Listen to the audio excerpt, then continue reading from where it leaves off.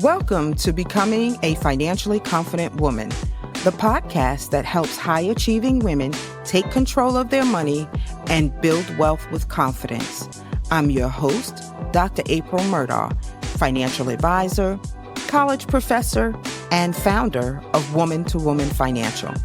I've got women through retirement planning, generational wealth building, and everyday money decisions.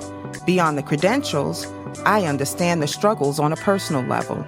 I've experienced widowhood, divorce, homelessness, and the challenges of being a single parent.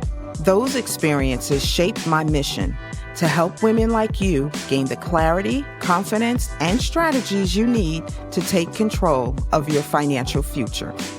This podcast is where professional expertise meets real life experience, so you can move forward without fear or overwhelm. Let's dive in.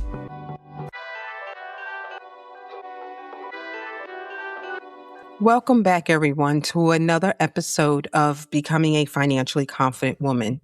I know I've been gone for a little while, a lot of things going on in my world, and so I took a little bit of a break. I'm sure you understand. It's hectic out here, and things can get very busy, and you can lose sight of yourself. And so I just needed to step away for a moment and regroup and get some things together. My firm is growing, and I have hired now a director of operations. I'm in the process of doing some training with a financial associate. So things have been extremely busy, and so my apologies for the delay. But today, I want to come and I want to talk to you about something that is actually personal to me and something I've experienced and something I see a lot of women experience. So let's get into it. So just to kind of recap who we are and what we do, just want to welcome you again back to the podcast. I'm Dr. April Murdaugh with Woman to Woman Financial. And we help women create financial confidence, clarity, and peace of mind through every season of life. And today, like I said, we're talking about something deeply emotional, financially overwhelming, and just incredibly common. And today, that is navigating divorce when minor children are involved.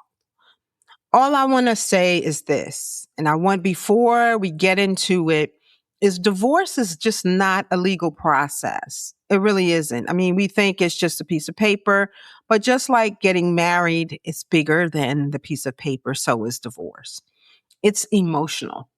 It is financial. It's psychological. And when children are involved, every decision can have long-term ripple effects. And I've seen for myself incredibly intelligent, successful women make decisions during divorce that hurt them financially for years.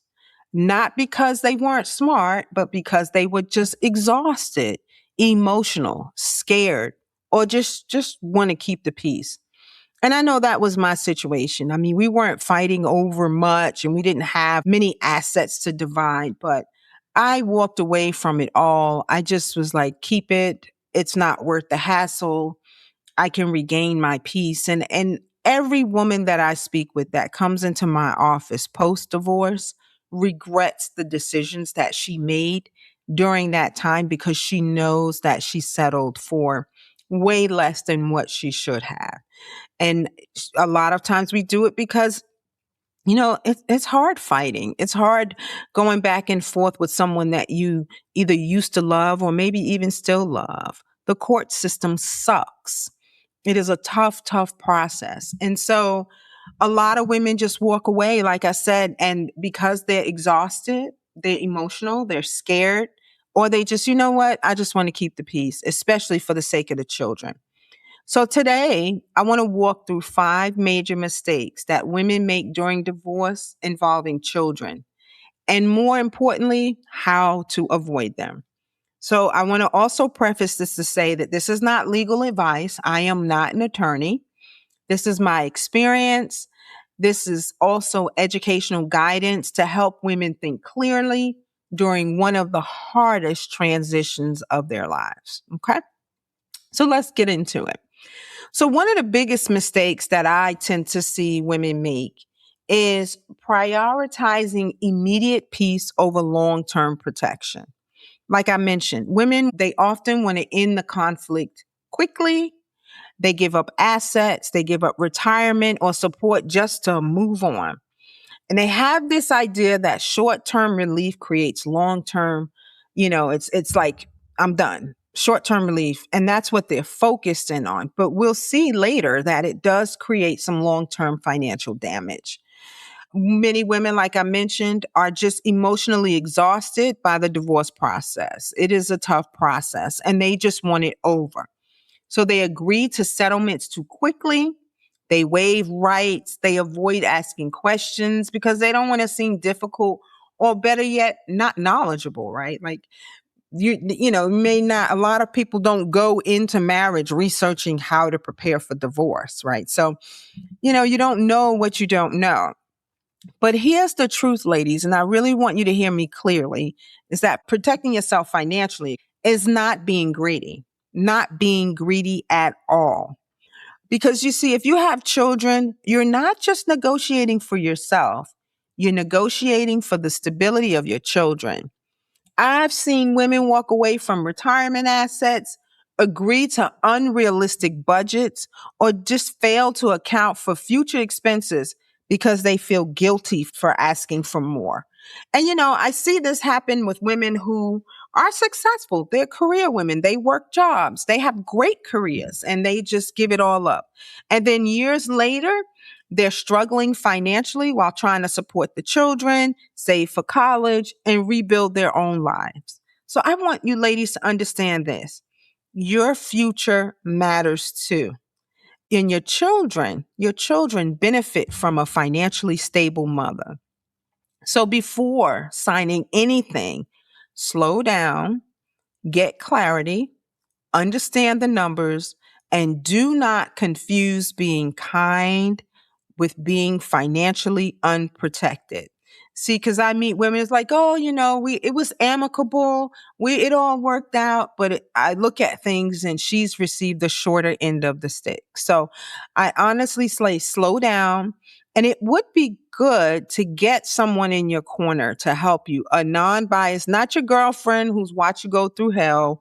She could be a great support system, but I'm talking about someone knowledgeable in the divorce space, in the finance space, to kind of help you navigate that process, because you do need someone that can see outside of what you can see. Because right now you're in the middle of it and all you want is just relief. You want the pain to go away. You're like, I want to get this over so that I can grieve and move on. And you walk away from things that you really shouldn't walk away from. And even if we know that you are quite capable of making money and creating more income or growing in your career, if you have children, you really have to think about how your decisions will impact them. So it's very important that you slow down and you get clarity, that you take the time to understand the numbers and do not confuse being kind with being financially unprotected. So that's the first mistake I tend to see. The second mistake is not understanding the full financial picture. You know, women who just, a lot of the women that I meet were not involved in the household finances completely, totally. I had one young lady who was going through a divorce and was signing the joint tax returns, but had no clue of what her spouse made.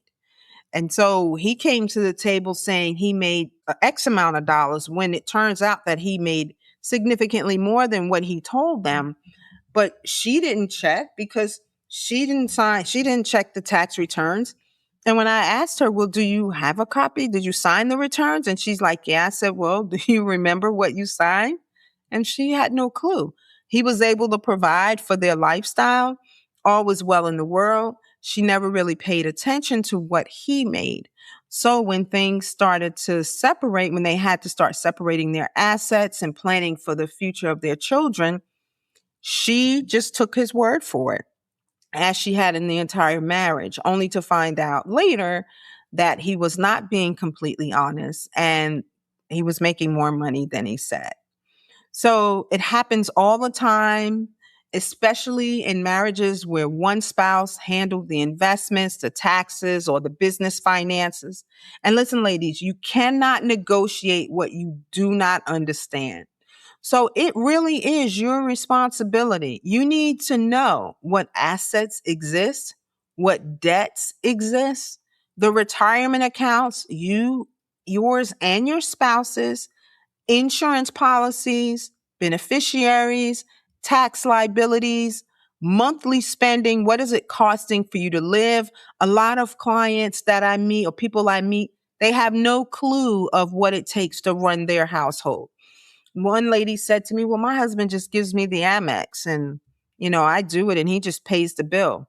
Well, that's great. I mean, it's nice to be a kept woman. I absolutely. But if something happens to him, even if it's not through divorce, let's say he gets sick, he's incapacitated, or he passes away, you don't have a clue as to how much it's going to take for you to maintain the lifestyle that you have. And then a lot of them get shocked when they realize, like, oh my goodness, either we were living on a lot of debt, we had outstanding loans, or we were living significantly above our means. And now I have no way of being able to maintain that standard of living because I didn't know what it was. So you need to know that the monthly spending, future income needs, things like if you have small children, you plan on private school, college, buying a car. I don't even think parents think about things like car insurance for the 16-year-old. It's like everyone gets hit over the head at when the child turns 16 and they force them to get a license and then they're flipping out because the insurance rates are so high. We already know this. So if we have some future income needs planning in place, it may not be such sticker shock. Now, no, I can't say sticker shock, but it may be something you've planned for because it's always going to be sticker shock. Car insurance for youth are just out of this world. But you need to know things like stock compensation or any deferred compensation plans that they may have. Any business ownership interests? Does your spouse have ownership in a business? Do you? And here's something important.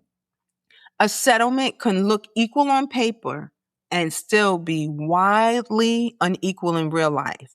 See, for example, keeping the house sounds comforting emotionally. I talk to a lot of women and they want to keep the house because they want to keep the stability for their children. But there's a bigger picture. We have to look at, can you afford the taxes, the maintenance, the insurance, the repairs, cash flow? Do you have the cash flow long term to be able to do that? Things happen. Can you sustain and maintain that house, the standard of living, as well as the children? And so some women really focus on fighting for the house and lose retirement security. Or they take taxable assets instead of tax-free assets without understanding the difference.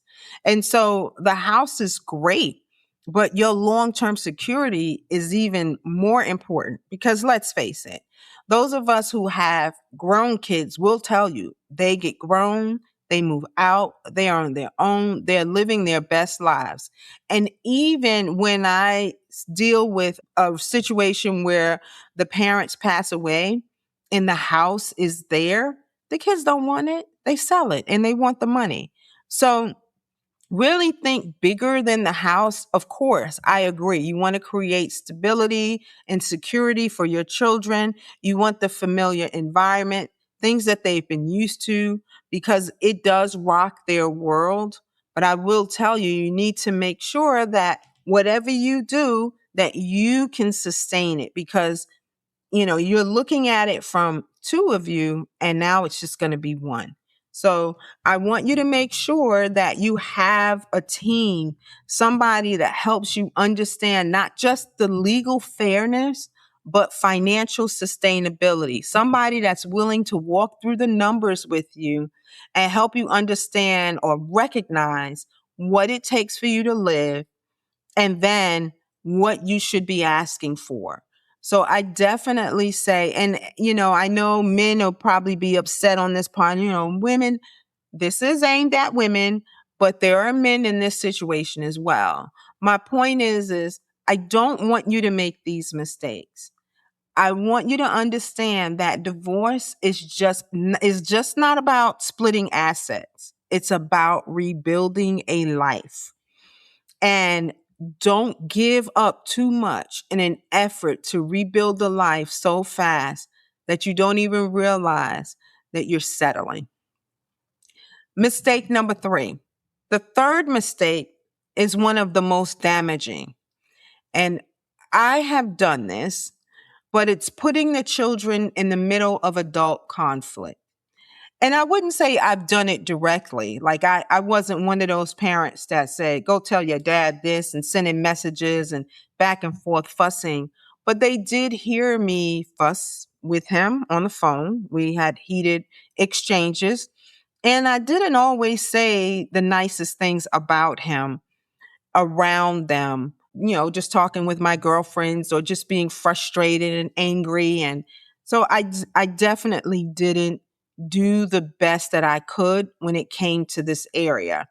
I didn't put them in the middle, but I definitely wasn't the parent that I never say anything bad about my ex-husband around the kids. I'm sorry. I wasn't that parent.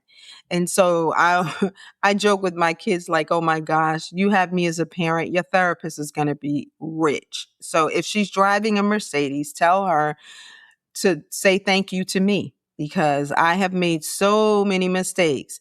And unfortunately, they have had to bear the brunt and experience some of those mistakes. I regret that.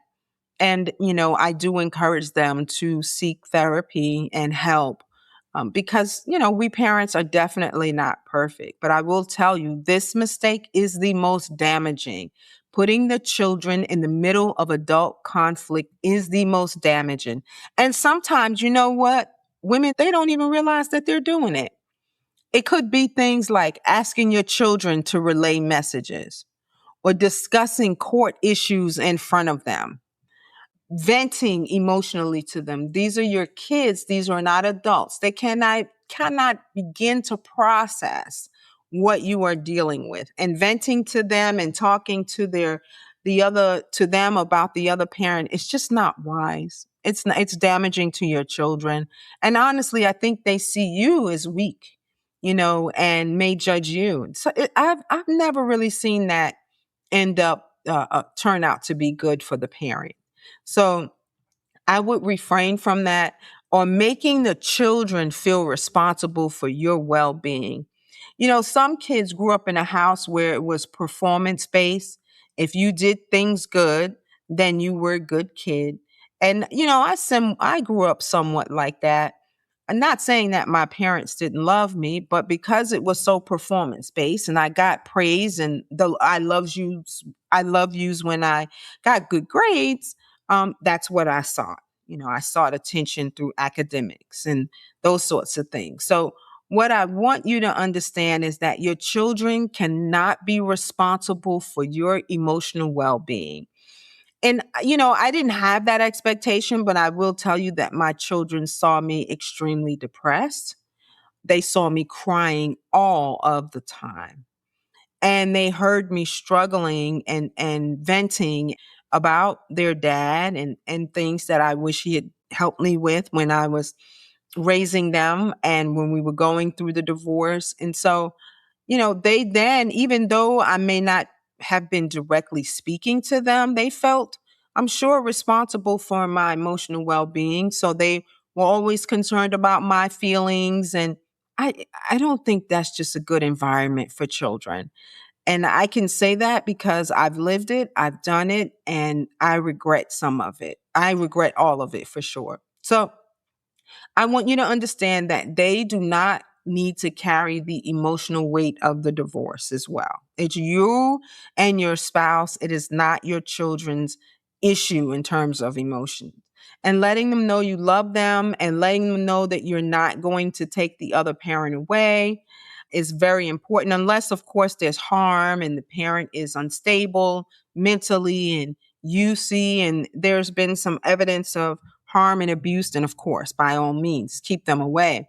But Even if your former spouse hurt you deeply, your child still deserves the emotional safety. Quick story, I got married quite young and had our first daughter, and 4 months later my husband passed away. He had a spontaneous brain aneurysm, and he was in his mistress's house. His mistress was a childhood acquaintance who used to braid my hair, and we grew up in the same neighborhood, and we actually lived in the same building. And so that was really, really, really tough. And when he passed away, after he passed away, they took me to court to try to sue me for his estate, because she then tells his family that she's having his baby. And for about 2 years, almost 3 years, I was back and forth in court fighting this for my daughter and myself. That hurt me deeply. It really, really did. And for the first 2 years of her life, and, me having her and trying to navigate this, I did not bring her around his family. I just didn't. I just felt manipulated. I was hurting. I just didn't think it was going to be good for me nor her. But then after a while, when I got to the place in my life where I could forgive, and she was old enough, she was about 3 years old to, you know, be over there, and I didn't have to be there with her. I would said I'd never keep her away for the rest of her life. And so I let them, his family and her engage, and, brought her over, and they did the weekends and the trips and all the things and spent time with his family despite what had been done to me. But I'm going to tell you now, it wasn't immediate. It took me about 2.5 years to be able to do that. And that hurt me deeply. But my daughter is the most important thing to me, and was definitely at that time. And because she didn't have a father any longer, I just didn't think it fair to keep her away from his family, even if we didn't get along too cool. So I'm going to tell you that your children just should not be forced to take sides. I will also tell you that when they get older, they will see both parents for who they are, and they will make their own decisions, their own evaluations, without us having to put our 50 cents in it. So one of the healthiest things that we can do as parents, as mothers, is create emotional stability during instability. Now, this doesn't mean that you're going to pretend like everything is okay and rainbows and roses. It means just being a safe place emotionally and allowing your child the space to be able to talk to you without you bashing or saying negative things about the other parent. And listen, it's hard. I ain't gonna lie. So I'm not sitting up here telling you I got all the rules and I did it all perfectly, because I made a lot of mistakes. But I'm telling you this because I know how these mistakes impacted my children. And I know it impacted them in ways that they haven't even articulated. So I will say that, if I were to do it again, or if I could rewind the hands of time, knowing some of these things, knowing some of these mistakes beforehand, and then having someone in my corner to help me navigate this would have been excellent. I want you to understand that sometimes the strongest thing you can do is protect your children from information that they are too young to carry. Please make sure you do that. The fourth mistake is staying emotionally stuck after divorce. Many women spent years, sometimes decades, I mean, tens and tens of years, prioritizing everyone else: the marriage, the children, the household, the career sacrifices. And after divorce, there's this terrifying question that they have, and it's, who am I now?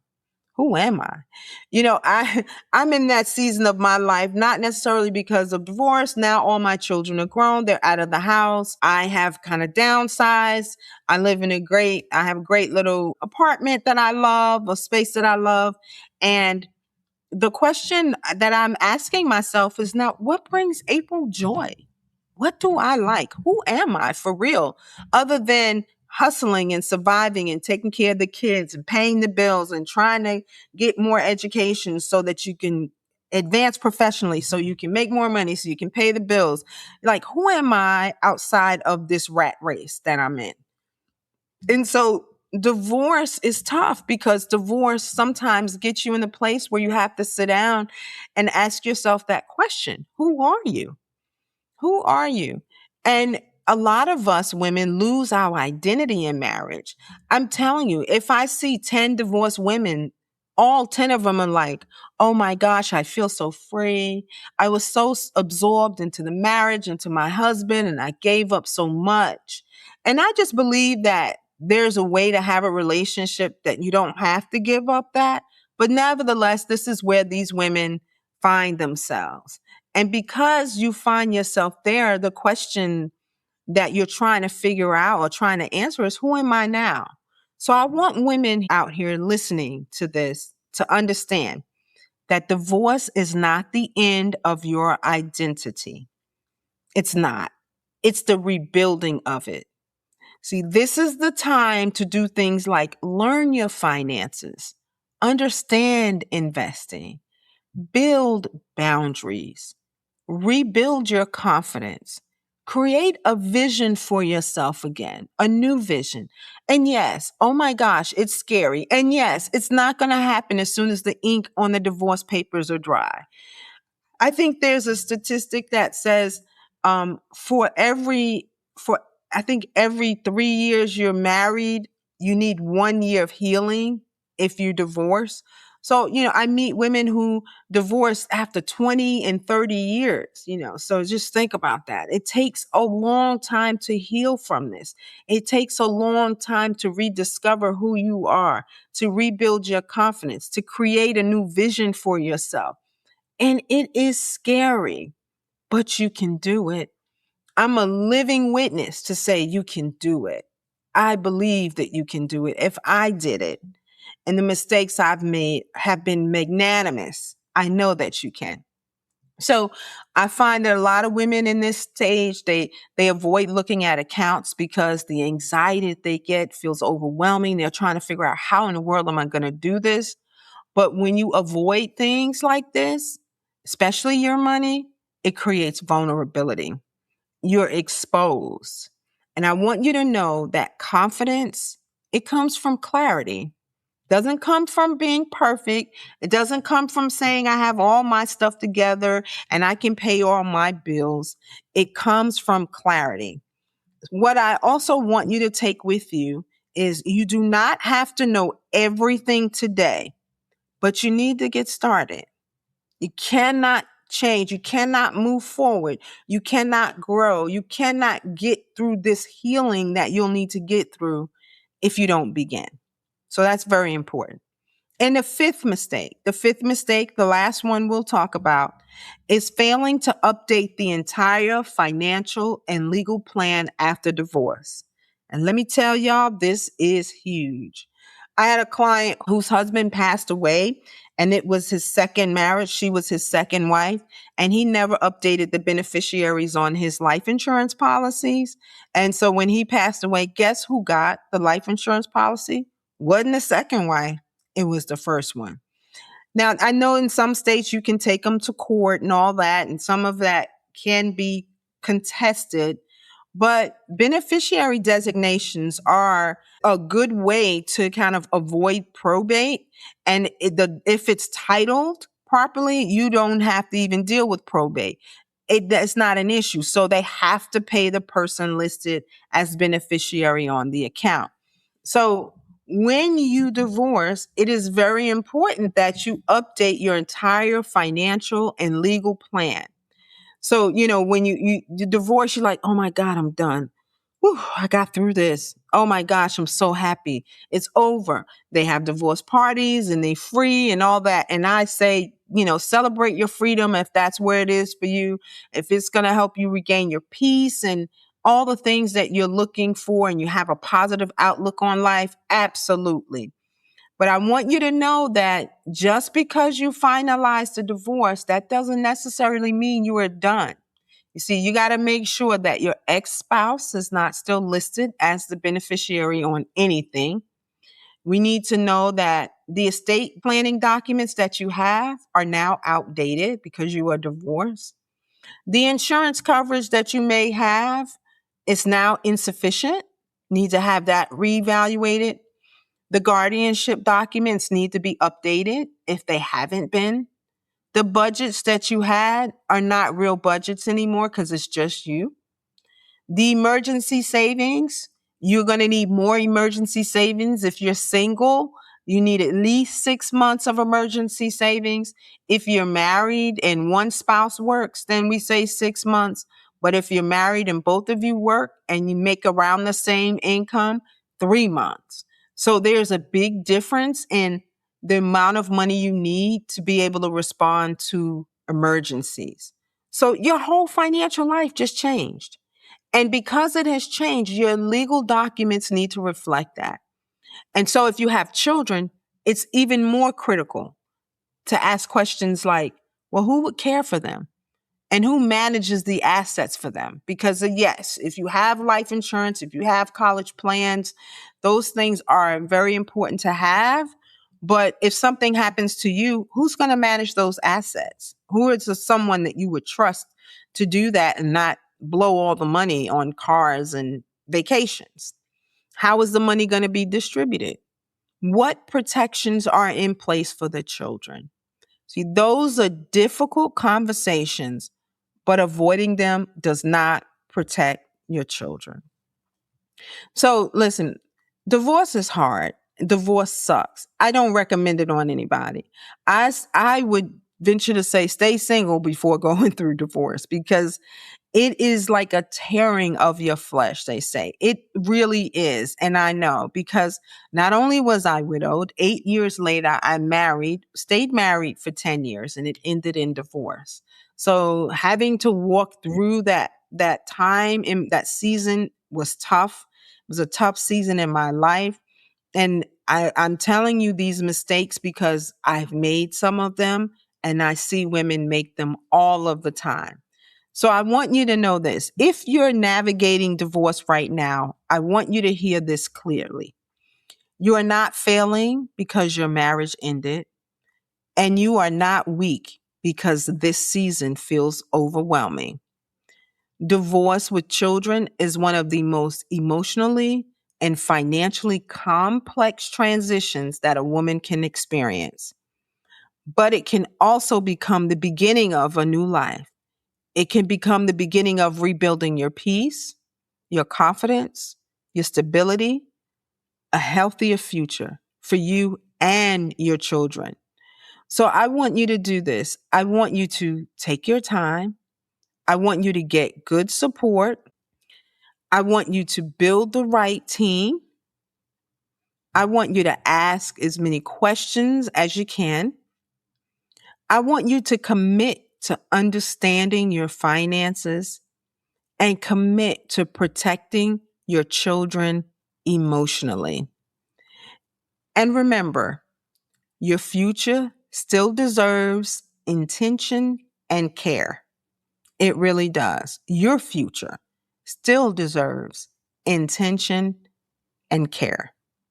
So listen, y'all, thank you for listening today.